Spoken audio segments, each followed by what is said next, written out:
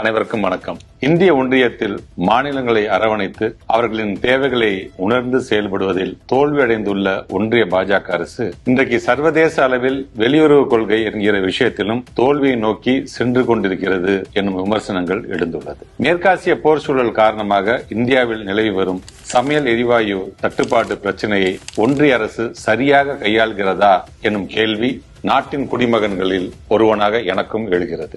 ஏற்கனவே டெல்லியில் தங்களது கட்சியை அடமானம் வைத்துவிட்ட அதிமுக தலைமை பொதுநலன் என்பதையே மறந்து தங்களுடைய எஜமானர்களின் மனதை குளிர வைக்கவே முயற்சி செய்கிறார்கள். அதனால்தான் தங்களது உரிமைகளை பற்றியே பேச துணியாத அவர்கள் வெளியுறவு கொள்கையை பற்றியும் தெரியாமல் கேஸ் சிலிண்டர் விஷயத்தில் மாநில அரசை நோக்கி காற்றில் கத்தி சண்டை போடுகிறார்கள்.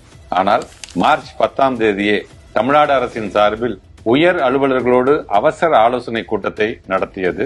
இந்த விவகாரத்தில் விரைந்து தீர்வை காண பிரதமருக்கு கடிதம் எழுதியது.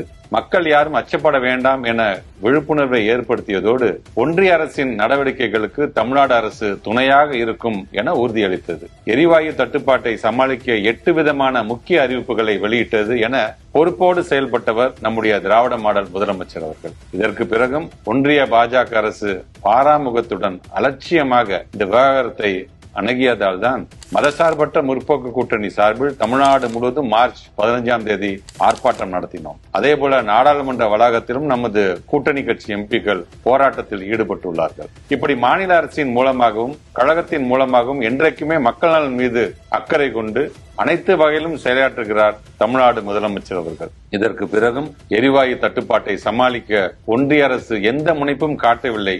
ஆனால் மக்கள் தயாராக இருக்க வேண்டும் என பீதியை கிளப்பியுள்ளார் பிரதமர் அவர்கள். இத்தனைக்கும் பொறுப்பான ஒன்றிய பாஜக அரசு என்ன செய்கிறது என்கிற மக்களின் கேள்விக்கு பதில் கிடைக்குமா?